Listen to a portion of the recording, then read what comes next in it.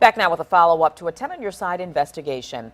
Turns out many of you have strong opinions about the use of seclusion and restraint in local schools. Now, in Monday's report, we heard from parents who oppose this practice. They say it's no way to keep control and it's unacceptable.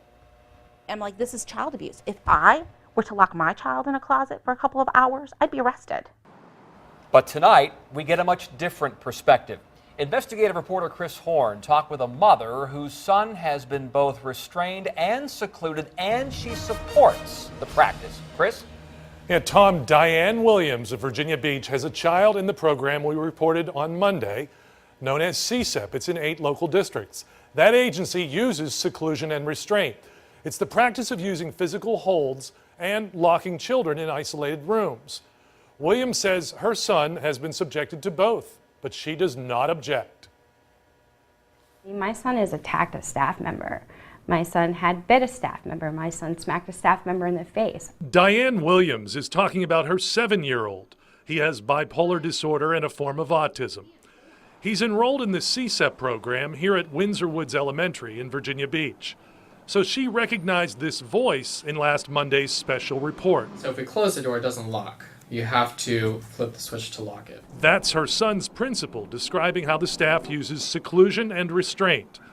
A new Virginia law calls for tighter regulations for the practice by July 1st, and some have called it child abuse. Williams disagrees.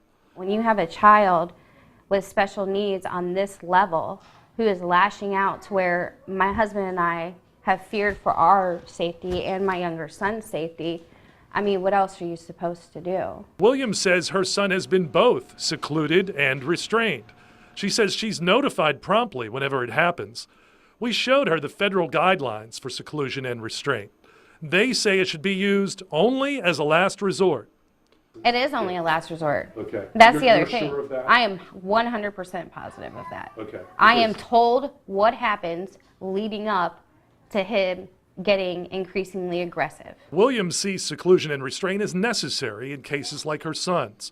She says overall, he has benefited from the CSEP program.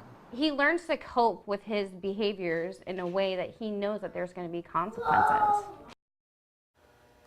And Williams says it's been several months now since her son has been either secluded or restrained.